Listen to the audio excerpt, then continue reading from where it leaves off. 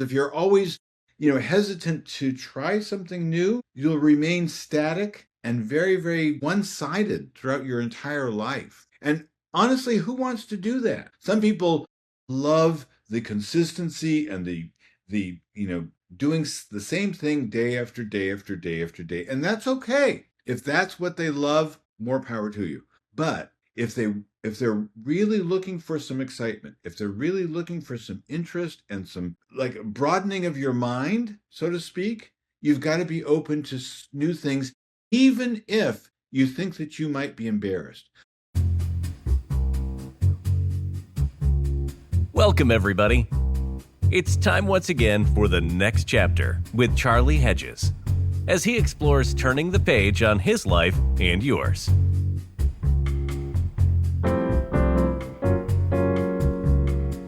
Hi, all, and welcome to the next chapter with Charlie, where we explore exciting and new things about life. Especially today, we're going to talk about life in older age, and Norman and I have different views on older age. I made the title "Finding Joy in Older Age," and I'm thinking older age is post 70. And he's thinking post 95. That's not older age, bro. That's old age. It's all a matter of how you think about it. If you're thinking you're old, maybe you are, but if you don't think that you're old, hey, pretend that you're 25 again. That's how I live. I like that. I like that. You seem very young. You're 71 and you seem very young. Yeah, yeah, 71 already, sure. And I do Lots feel of like I'm energy. 25. I do feel like I'm 25. I'm still running half marathons. I'm training to perfect my handstand, which is hard, amazingly hard, difficult hard. And I've been on huge very, very long bicycle trips and things like that. So it's just a matter of kind of getting out there and always remaining active throughout your entire life. Yeah. Yeah, and that's a big deal for you is remaining active, isn't it? Yeah, yeah, yeah. For example, I never was that way originally. To be honest with you, I had an incredible career, I still do, but an incredible career as a mortgage banker. I owned my own mortgage brokerage company for 30 years approximately and sold it to a bank here in New York. But while I was in my prime of my career, I was not, you wouldn't say severely overweight, but I certainly never exercised. I never had any time to do that or inclination to it because I was incredibly successful, thank God, very successful here in New York and Brooklyn. And I had no time for anything else but working and working hard. And I was one of the best in this area. And it wasn't until maybe I was 60, about 60, 61, I had an employee who used to run marathons really across the globe. I mean, she was doing it in London and Paris and Tokyo and Mexico City. I mean, all over the world. Mm-hmm. And I just was having a conversation with her. I said, Monica, what? You're running 26 miles? That's fun. Oh, Norman, it's the most fun you'll ever have. I mean, I kind of said, I can't believe that. But she said you should try it. Now, I weighed 247 pounds at the time. And then I'm Well, only what do you weigh now? 175. Oh my Yeah. goodness. I mean, it took many, many years, but I weigh 175 now. But that was the start of it, Charlie. That was the absolute start of it because she said, Norman, look, let's do it. I'll train with you. I'll run the Brooklyn Half Marathon with you. Let's do it. Let's do it. So I said, okay, all right. I was 60 years old. Never ran it. I never ran in my entire life. I used to hate it in junior high and high school. Absolutely hated it. But she did train with me, and we ran the half marathon together in Brooklyn. And fortunately, it was kind of like a combination of events or social events because I was one of the biggest mortgage brokers in Brooklyn at the time. And my realtors came out that day, it was a Saturday, to cheer me on. And they saw me, they cheered, hey, Norman, Norman, way to go, way to go, way to go. And there were tons of my realtors out there. And it was just a joy and a pleasure to go running with Monica, to see my realtors cheering me on, that I said, okay, I'll do another one. Why not? So then I did Miami, and then I did Seattle, and How then old were you when you were doing this? I started when I was 60, and I've done now 12 half marathons and the New York City full marathon, the absolute 26-mile marathon. I did that 10 years ago. But I'm 71 and I've done 12 half marathons and one full marathon. The most recent half marathon I just finished in Nashville. It was 2 weeks ago, 2.5 weeks ago. And glorious day, beautiful day. And I train a lot. And so it's exciting, it's wonderful. But that marathon, that first half marathon, led me down well, I might as well get fit. I mean, I had to walk some of the times originally, but Of I course.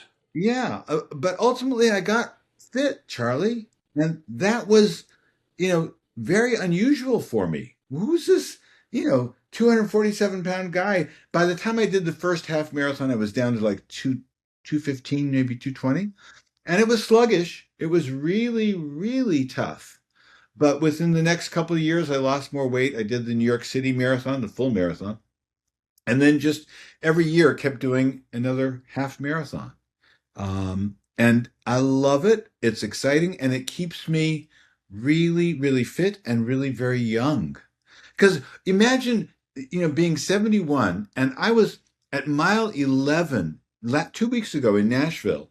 Mile 11, I was passing people that were half my age. I was passing 20-year-olds, 25-year-olds at mile 11 because I was still running and they were walking. So it's kind of like it was such an elation. I was getting very emotional because I'm 71 and I'm passing people half my age. Really? But that's the testament to, you know, going the extra mile to maintain your fitness program and to, have a regimen of what you really want to do to stay healthy. Because one of the And you things I started that at 60 years old? 60, yeah, 60, No 59 and a half. kidding. So, what was it like when you were a mortgage bank owner and an entrepreneur and you owned the bank for 30 years, you said? More. I started the business in 1991 and sold it in 2012. Yeah. So, yeah, 30 years. Yeah. Um, Yeah. Tell me, I need to change this because I had a different number in there. I want to change it in my. So, were you always and sort of an excitement? Let me try something joyful and exciting, or were you just was that part of your DNA, or did that happen later in life? What was part of my DNA was trying to be excellent at whatever I did. That was really part of it because uh, I grew up in Seattle, grew up very, very poor. I mean, we were poor, no big deal. But I did well in school. I went to Princeton. I, said I got to get out of Seattle. I got to go to a great school. We had no money. I got a full scholarship to Princeton. And ever since I was very young, no matter what I did, I said I have to really do it well. I have to excel at it no matter what. So, yes, I excelled in mortgage banking and mortgage brokerage. I was one of the top people in the field for many, many, many years. Um, but the same thing applies to, when I'm like, I do singing now. I sing in cabarets here in New York City. What And is a cabaret? A lot of us don't even know what a cabaret is. Well, it's not that movie Cabaret, with Liza Minnelli. It's not that. I mean, that's kind of decadent. I kind of like that too. But it's a club, kind of like a venue, a small, 50 to 75 person. It's not a theater, but a club, like a nightclub place where you go and you have drinks and maybe a little bit of food, and people get up on the stage and they perform, whether it's singing acts. Sometimes there's a little bit of singing and a little bit of comedy, but mostly singing. And Individuals or groups? individuals and groups. I've done both. I was in a rock choir here in New York City. A And rock choir. well, yeah, yeah, yeah. We sang a lot of Queen. We sang a Bon Jovi. It was a Oh, lot of really? fun. It was a lot of fun. But yeah, I didn't know how to sing. Charles, I didn't know how to sing. I'd never sang until I was 63. And that was just happenstance as well. I had a mortgage, this married couple, they were both opera singers. And this was maybe about 10 years ago. But it was at the time when we were still filling out mortgage applications in front of people by hand, right? Nowadays it's done over computers and things like that. But before it was done by hand. And they were both opera singers here in New York, and they came in to fill out their loan application. And the wife said to me, she said, Norman, you have a phenomenal voice. You must be a terrific singer. Oh, Well, really? yeah, Really? And how old were you when she said that? I was 63, 62, 63. Yeah. Oh, really? So this After, is just as you were, so had you retired or you were just no, had not retiring? retired, had not retired. Nope, nope, nope, nope. Was still in the throes of mortgage banking. And I said, Sarah, I've never sung a note in my entire life. What really? What are you talking about? She said, well, you have such a great voice, then you must be doing voiceovers, right? I thought she was nuts, to be honest with you. I said, no, I don't do voiceovers either. I'm only a mortgage broker. I don't do anything else but that. And it turned out, I didn't know this, of course, at the time, but she gave singing lessons down the street. One of my offices was in Brooklyn, one was in Manhattan, but I was happened to be in Brooklyn at the time, and about 3 blocks away was the Brooklyn Academy of Music, and she gave private lessons there. And at the end of our application, she said to me, Norman, do you want to take some singing lessons? Well, I was already 62, 63. I said, okay, why not? I'll go for my lunch hours right down the street. No big See, deal. that tells me an attitude right there that you're willing to try something different and try something new. Yeah, yeah. That's the key to, flexibility. It's the key to, growth. And it's the key to, so many things in life because if you're always, hesitant to try something new, you'll remain static and very, very, one-sided throughout your entire life. And honestly, who wants to do that? There's some people that do. Some people love the consistency and the doing the same thing day after day after day after day, and that's okay. If that's what they love, more power to you. But if they're really looking for some excitement, if they're really looking for some interest and some you know, uh, like broadening of your mind, so to speak. You've got to be open to new things, even if you think that you might be embarrassed. Believe you me, when I first got up there to sing, my first performance, it was awful. I mean, it was awful. But you know what? Was this a solo or were you with a group? I was with a group originally. I was with the group. Oh no, no, my first one. No, my first one was individually. It was awful. I sang 3 songs, and I did my best. I did my best. But here's the interesting thing. I was already older. My kids came. My wife came. A couple of business associates came. And you know what? When you have little kids and they ride their bike for the first time, or you try to ride the bike you praise them even if they fall off the bike 1,000 times. Or even if when they're learning to walk, you praise them. Oh, look how Johnny's. Oh, when he took his first step. Blah blah blah Right, blah blah. right, Well, right. they do the same thing for you when you're 63.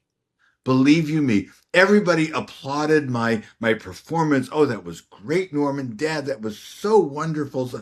I sounded like shit. Excuse my French. I really sounded awful. But um, people appreciated your willingness to experiment, to try yeah, something different. yeah, that's exactly the key. Yeah, and that gives anybody the incentive and the love of going and trying it again Because if you tell somebody they were awful, of course they're going to stop. But if you give a person encouragement to go and try it again and keep on going, well, they'll keep on going. They'll keep on going. And that's what I did. I just kept on going. And as many mistakes as I made, and sometimes I forgot the words to the song, right? And In the concert? in the absolutely, absolutely. Oh yeah.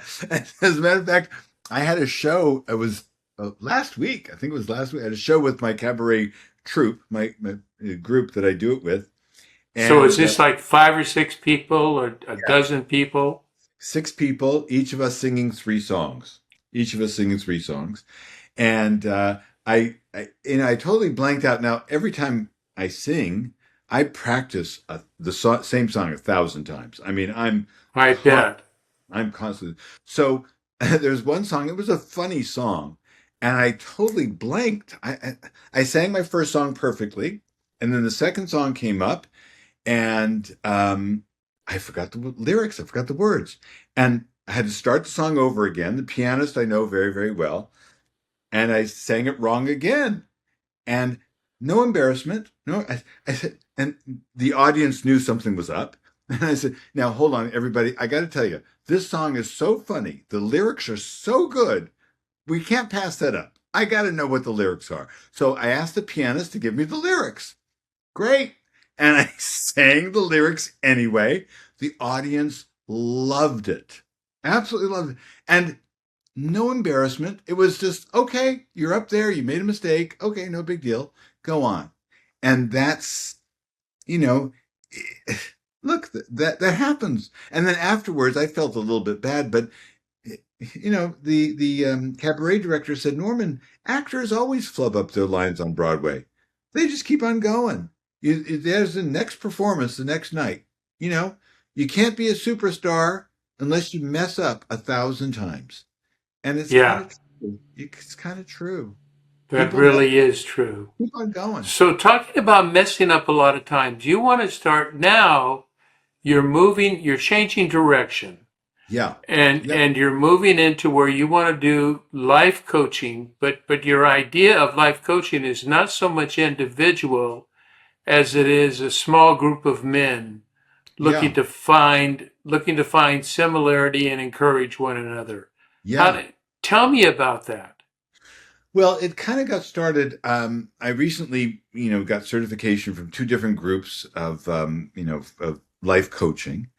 And I said, you know what I'll do? I'm new at this. I had never done coaching before. Let me interview a lot of people in my sphere of influence that I have in mortgage banking and real estate and things like that. So I interviewed about 30 people. Most of them were highly successful realtors or real estate attorneys or bankers or bankers. There are a whole group of them, Right, about 10 people. right. And almost to a T, every one of them said the following, almost all of them, and they're all in their 60s. They're all in their 60s. Well, I don't really have that many friends anymore. Oh, really? Yeah. And well, I go out with, we go out socially with my wife, friends, my wife's husband comes along, but we're not really friendly. That's what I'm missing in life. I'm missing friends. I'm missing the being able to share my life with other people. And I don't really, connect with the people that I used to know 30, 40, 50 years ago.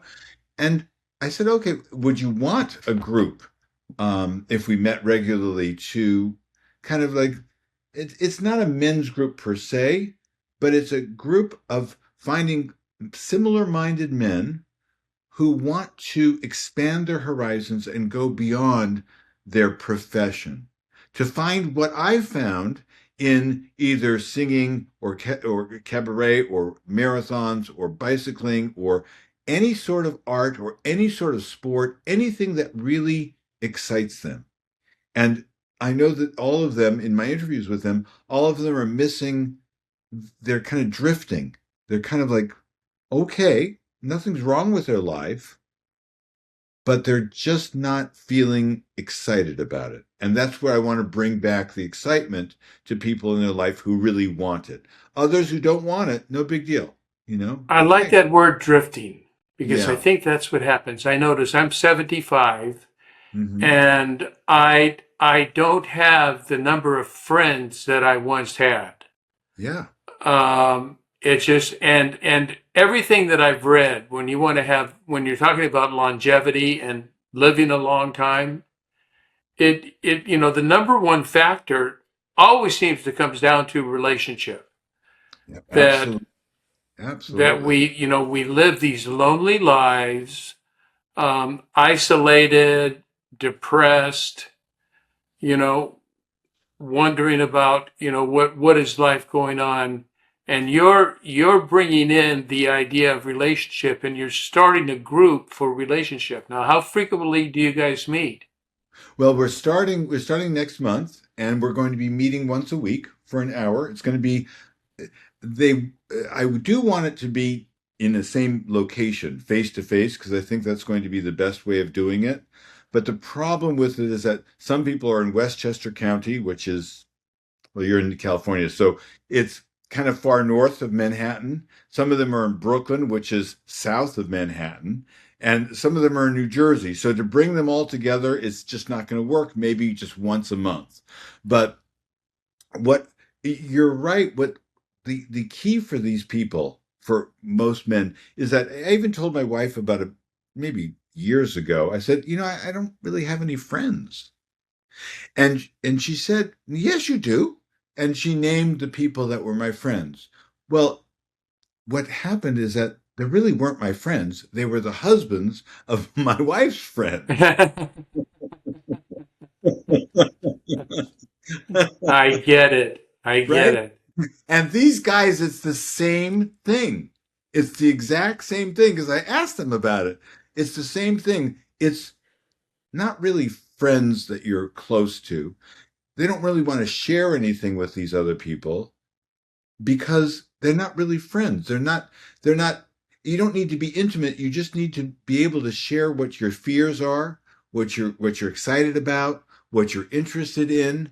And oftentimes when it's the husbands of your friends, your wife's friends, it's generalities and, you know, gossip and maybe politics a little bit. So people don't want to discuss that so much. They want to discuss what their real needs are, what they're really afraid of, what they're interested in, and how to go beyond just thinking about it and have encouragement with other people their age to actually actualize it. And that's the key to doing it. That's the absolute key to doing it. Is actualizing it. Actualizing it. Yeah. Yeah. Because there's no point you're certainly not going to have any sort of transformation unless you actualize what it is you're thinking about. I mean, when we were much, much, much younger, I mean, as teenagers or young men, I mean, you want to go out with the most beautiful girl in the world. Well, if you never ask a girl out, you're never going to actualize it. If you really want to go sing a song, you better join a choir or a cabaret group. And if you want to paint a picture, you better get a pen. I mean, not a pen. You better get paint and paper and put it down. And that's going to be the key of actualizing what it is that you want to do without fear, without embarrassment, without you know judgment. Don't be afraid of it because a lot of people are, unfortunately. A lot of people You know are. what I did about, gosh, Norman, it must have been close to a decade ago, not quite a decade ago, but for Mm. 10 years I started painting. Ah, And I can't draw stick figures, but I have an idea of color composition, and I know what kind of colors work together, and I know form. I can put form together. nice. And Uh-huh. so I did a lot of abstract work, but I would paint 6 hours a day for a decade. I had, my garage was turned into a studio, and then I reached a point where I realized I wasn't getting any better. and I wouldn't get any better unless I went to school. Right. Yeah. But my problem was the truth is I don't have skill. I am not a painter.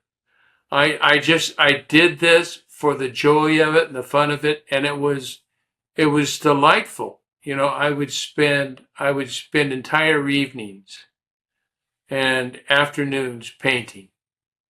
That's the key, Charlie, the joy in doing something like this. Because you're never going to become a Rembrandt or a Picasso.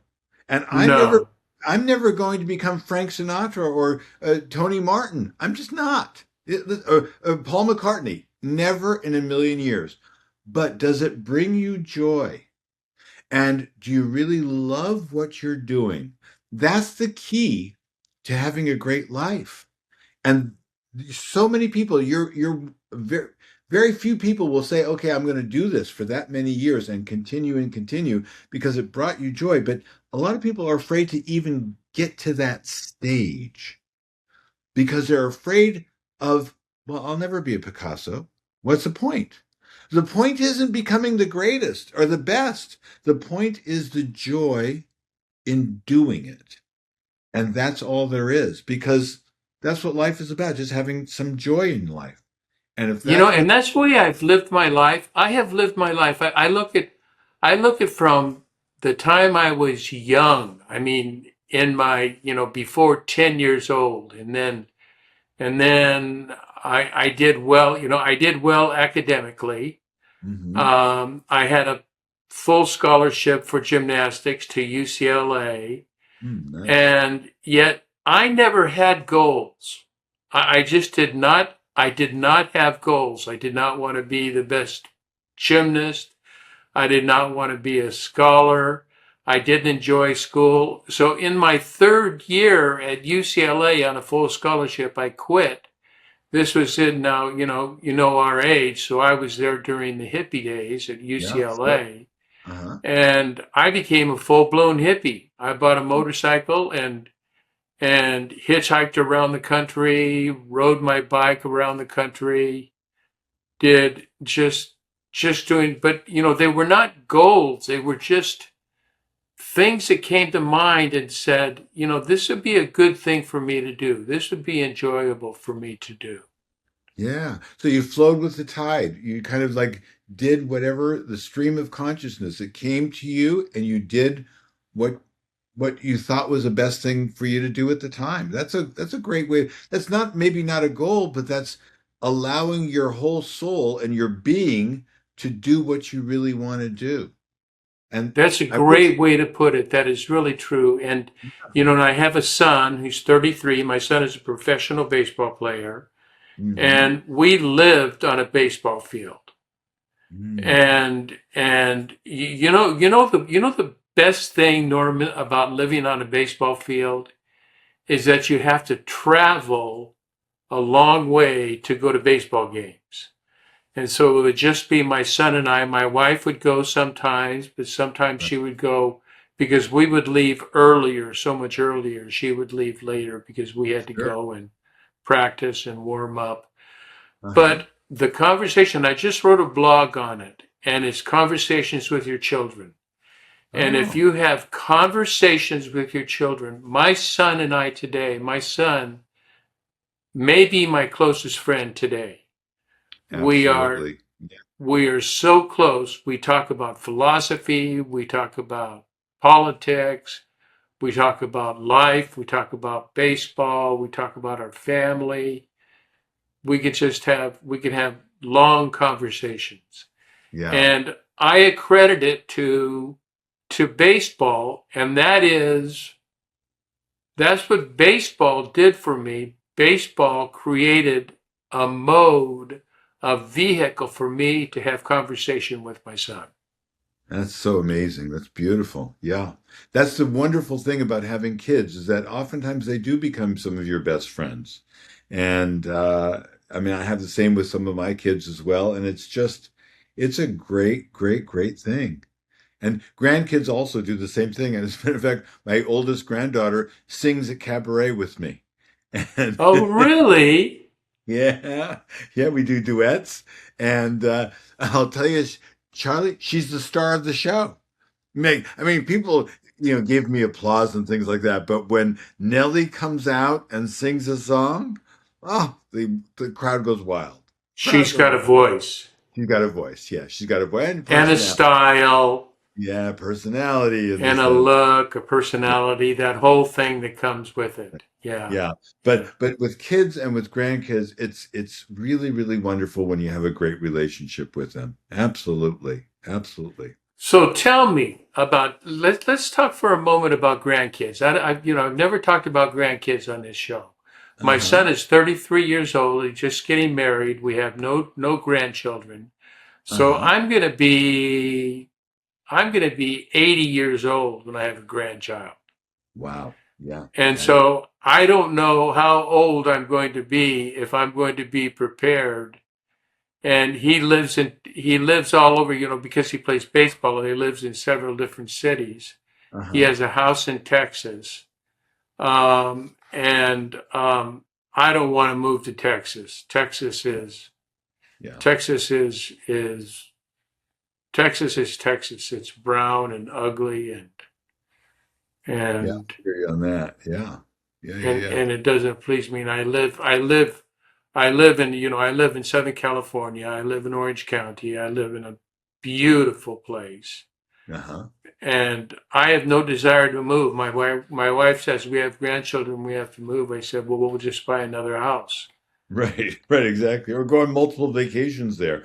You could do it that way. So, but yeah, grandkids are special. Grandkids, but Are it's interesting. they? What is special about them? Well, because you love them, they love you back, and you don't have to, you don't have to raise them, you don't have to reprimand them, you don't have to discipline them. All you have to do is love them and buy them things, and they love you back. Love them and buy them things. I took two of my granddaughters. My oldest granddaughter graduated from middle school. This is already 2 years ago, but she graduated from middle school. And as a graduation present, I took her and her next sister. I mean, I have seven grandchildren, but I took her and her younger sister to London for 4 days, and we made a whole travel brochure for them before we left, me and my wife. We told them all about London and the Rosetta Stone and the British Museum, and my granddaughter loves theater, so we went to a couple of well, not Broadway, but London plays and things like that, Yeah, and had yeah. the greatest time.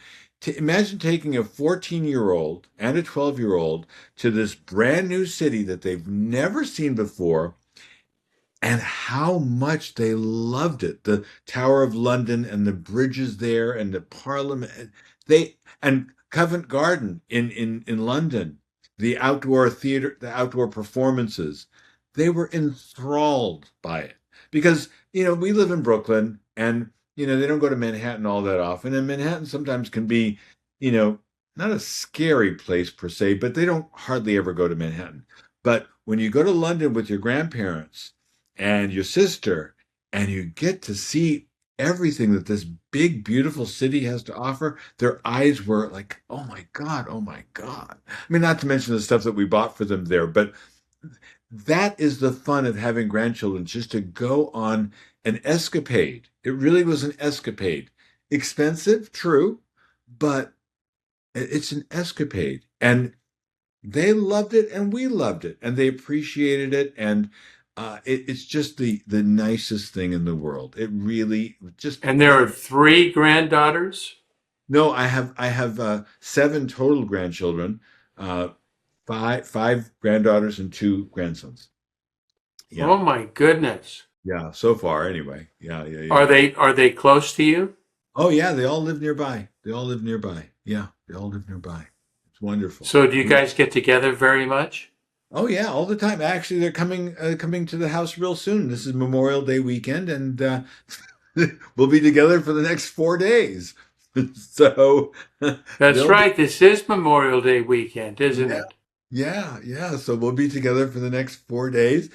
In the summer, we have two houses. We have a house in Brooklyn, big beautiful house in Brooklyn, and also a house on the Jersey Shore. We're about a mile and a half from the beach. So in the summer, they're always here with us. They live here in the summer. We have a And big house. here It, is in it's North in Carolina. no, no, no, not North Carolina. In New Jersey, on the Jersey Shore, Oh, in New Eatontown. Jersey. I'm sorry. Jersey, Forgive yeah, me. yeah, on the Jersey Shore. Yeah. So they're always at the beach throughout the summer. They have camp here, and all their friends and cousins and this and that, they're all together the whole summer long. So it's kind of fun.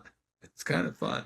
You know what I want to do? I want to kind of switch back and jump back to our topic because I think it's a very important topic that people our age, people 60 to 80 years old, Yeah. start declining in where they find joy. And I liked your word. What your word did you use? It was a wonderful drifting, They're that they're drifting. Yeah. drifting.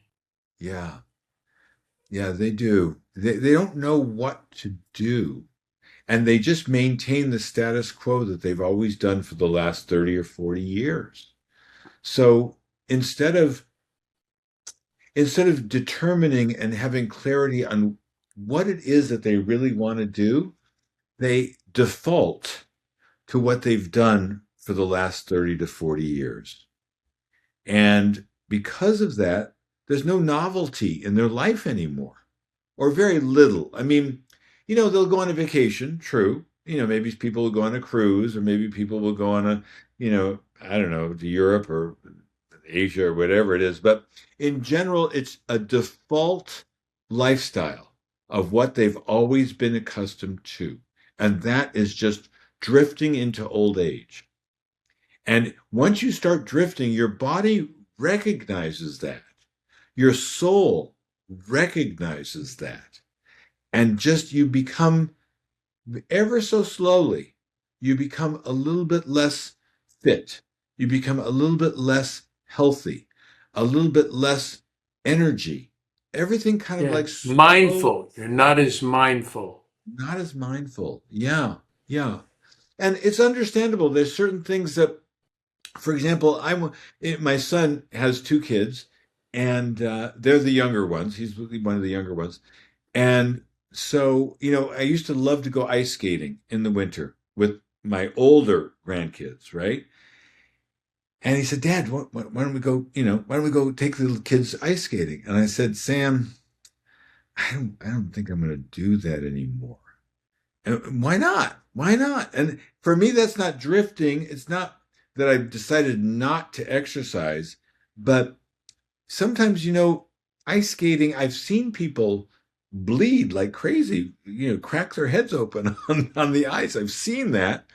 And I said, you know what? I just don't feel comfortable on ice skates anymore. You want to go roller skating? I'll go roller skating with them, but I just won't go ice skating anymore.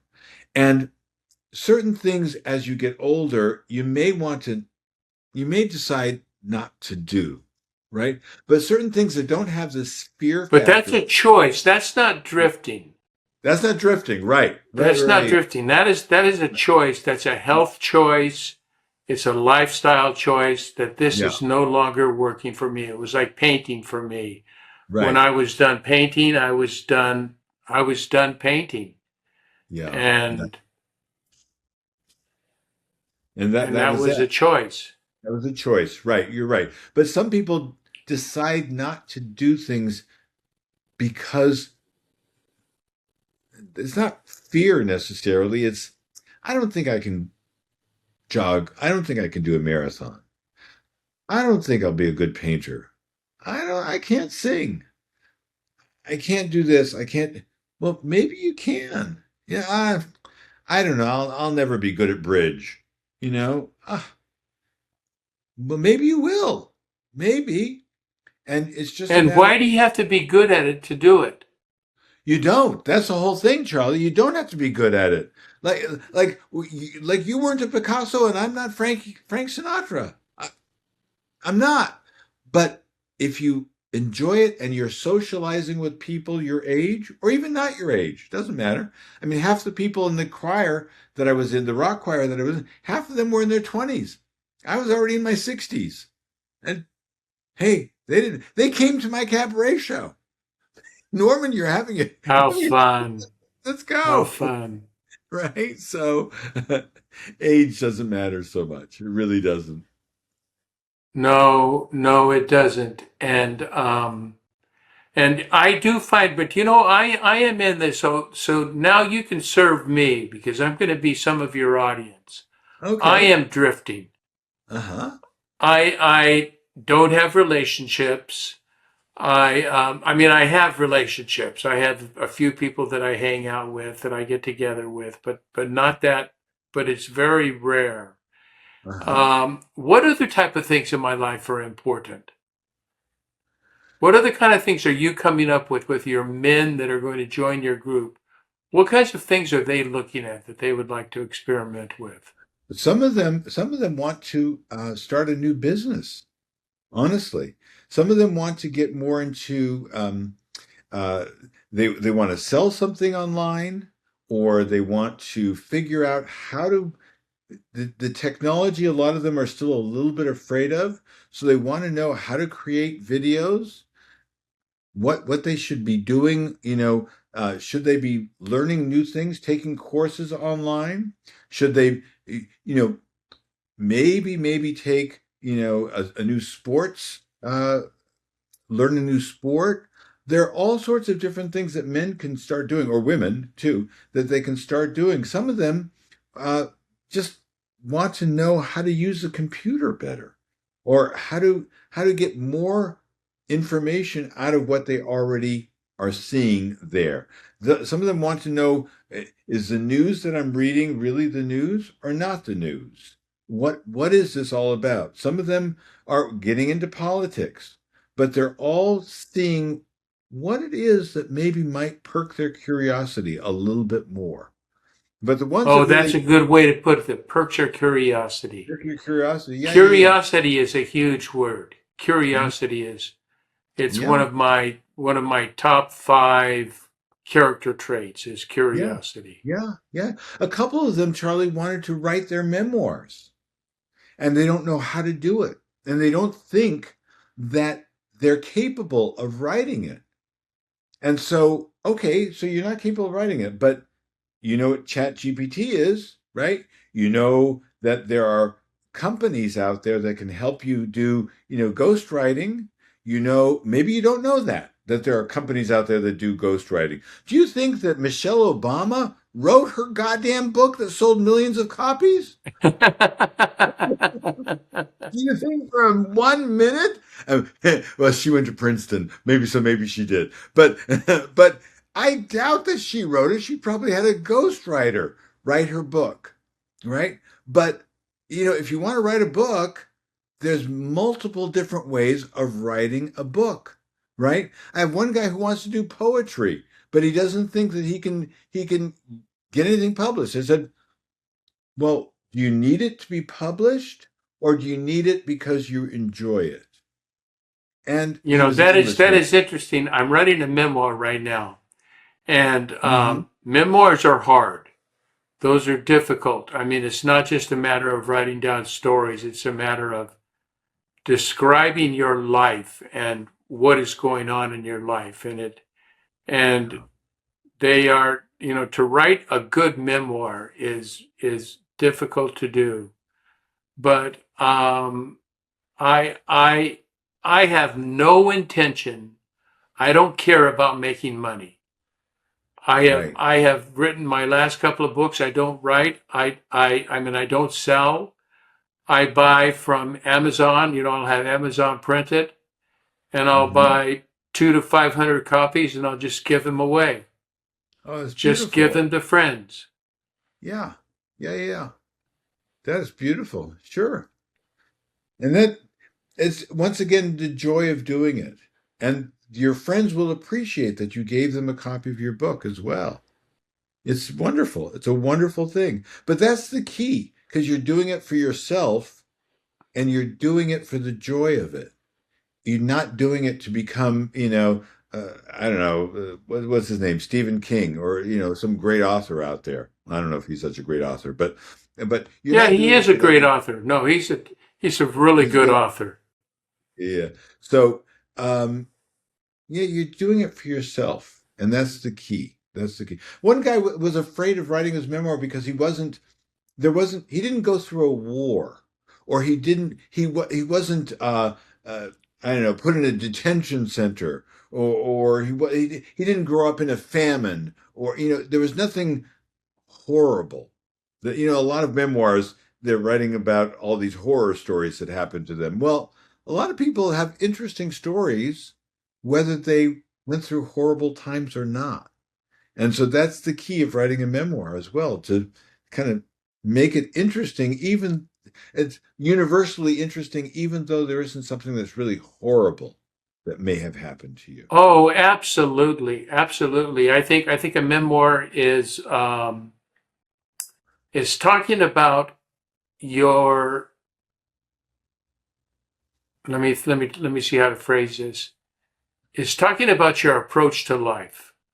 How have Hmm. you approached life your entire life, Yeah. and Yeah. how has that impacted what you have done and what you are doing, and what stories do you have to tell that support that in the process? Absolutely. Absolutely. Yeah. Yeah. Yeah. Yeah. It's really key. It's really important. And sometimes it's just you could write a memoir about the fun that you had in life, and it might influence other people out there to get more fun into their daily life. I mean, it's funny. I wrote a short article when I had my own mortgage company, at the very beginning. Like, I'm from Seattle, so transplanted to New York, I didn't know anybody, but I had to find a way to market myself in this crazy, crazy market. And a lot of times, people in getting mortgages, they'll go for the lowest interest rate no matter what. I mean, that's understandable. They go, and for Sure. me, that wasn't what my whole business model was all about. Meaning, I was customer service oriented and giving them really, really high class service. And for that, I wasn't going to be, a cost cutter. I wasn't going to be a Walmart of the mortgage world. I was going to be a Bloomingdale's. Well, Bloomingdale's, not everybody knows what Bloomingdale's is, but I was going to be a Saks Fifth Avenue, let's say, Right. Right. of the Same of the thing. Yeah. Yeah. yes, of the mortgage world. So my cost was a little bit higher if you wanted to get a mortgage from me. So why would people come to me? So So why were you successful? Why was I'll, that? I'll tell you why. Because I had some of the most incredible marketing. I don't know where I came up with these ideas. They were nutty. They were crazy ideas. One year on Halloween, I said, okay, um, well, no, first it was Christmas.